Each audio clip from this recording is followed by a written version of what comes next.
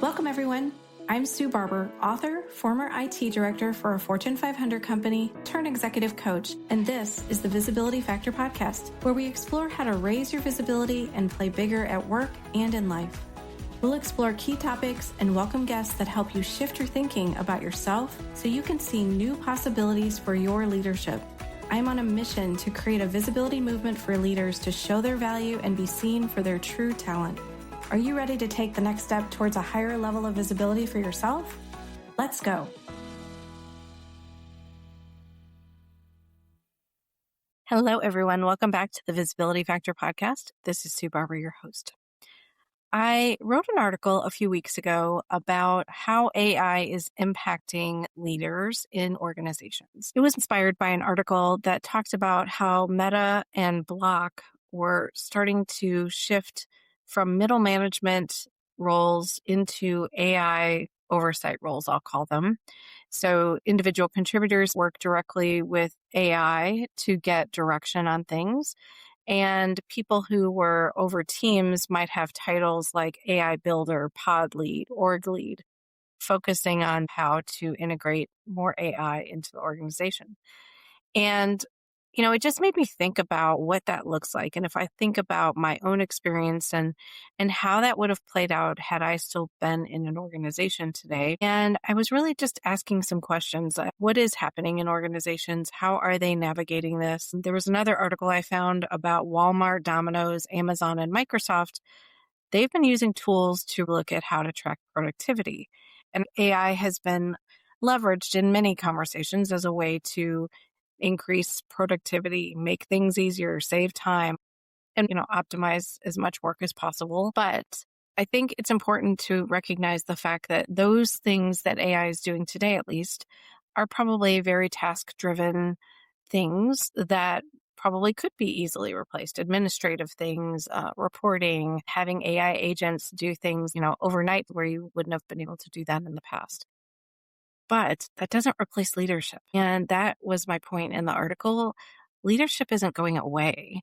Just because you put AI into place, it still requires oversight. It still requires someone to take a look at what is being put out by AI to see if it's accurate, if it's right. I think we've all seen plenty of opportunities where AI may have generated something that wasn't completely accurate. And so it's important to understand that leadership is about decision making. It's about building relationships. It's about being clear and creating clarity for others.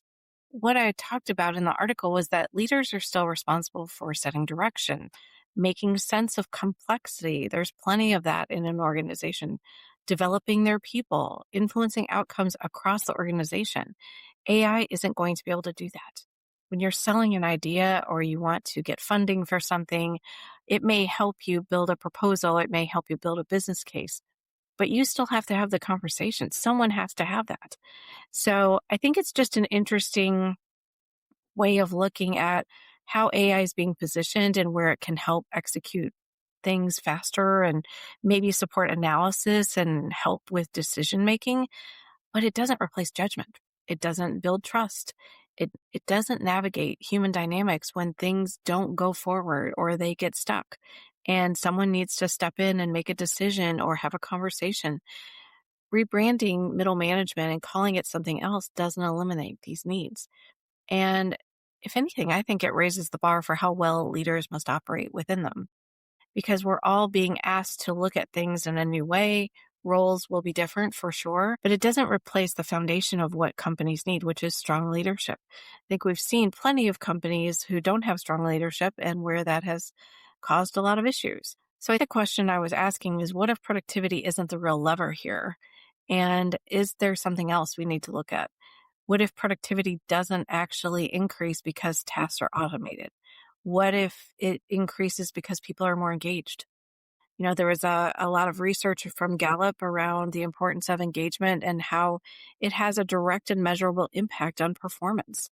If people have strong relationships at work, if they have people that they're connected to, if they have quote unquote a best friend, increased engagement happens because of that. Increased productivity happens because of that. It's those people conversations, human being to human being, that are really what's increasing engagement. because people feel more fulfilled, motivated, and committed to do their work. AI doesn't do that. Leadership does. So if there are reasons to maybe remove layers, maybe look at where things could be done differently and create more efficiencies, I'm all for that. 100%. I think that's important. But we also have to think about, where are we making these shifts and are they the right ones? Because this isn't just a structural shift, it's a capability shift. Organizations are always asking themselves the same questions. Can we move faster? Can we reduce layers? Can we do more with less? The last question we lived with nonstop in my company: can we do more with less? And in some cases, the answer was yes. But the more important question is, are our leaders equipped to operate differently? Are we equipping them to be able to do that? Are they ready to step into this world that is fast moving, has a lot of urgency around it? Are we giving them the space and time to be able to think and plan and be strategic? Are we giving them opportunities to learn these new capabilities so that they can be successful? Or are we just hoping that everything works out? Because visibility, influence, and clarity don't become less important. They become more critical. Leaders are no longer going to be able to rely on hierarchy potentially to create alignment. If middle management's not there, what does that look like? How is that going to work? How are they going to communicate? How are they going to frame the value that they bring to the organization? How are they going to influence decisions? That isn't something you can automate. That happens in a conversation. So I understand the importance of trying things and experimenting, and there will probably be some really big learnings coming out of what they're trying to do in these companies, but it doesn't necessarily mean it's going to unlock efficiency. It just means that there's going to be things that are done differently, but it doesn't replace the need for strong, visible, and effective leadership. It just doesn't. So if anything, it's going to expose where that is missing in the organization, and maybe that's the win. Maybe people will start to see that you can make changes, you can try experiments, and it teaches you lessons. It points out the things that were not visible before and the gaps and opportunities that could be addressed. So I believe there will be a lot of lessons that come out of this work that they're doing at Meta and Block and other companies. There will be some productivity savings, probably. There will be some things that they learn, some gaps that they identify, some opportunities where maybe AI can do more. But I don't believe it will ever replace the leaders that are needed to give oversight and to have the conversations that really move an organization forward, and even point out where the status quo isn't working, right? Because AI is not going to do that for you.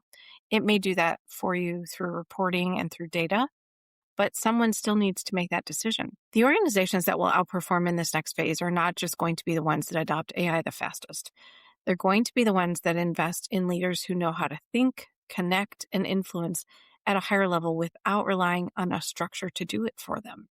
Because in the end, performance doesn't come from titles or tools. It comes from how people lead. And that's the important piece here that I think might be missing in some of these conversations.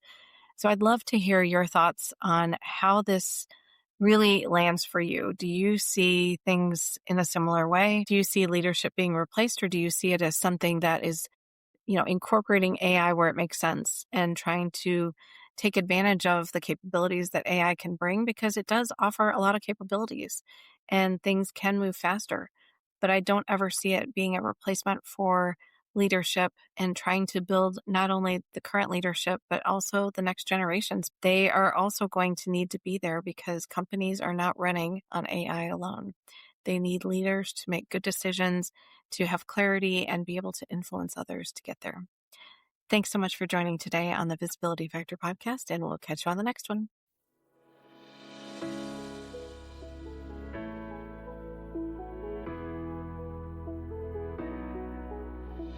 Thanks so much for listening to the Visibility Factor podcast.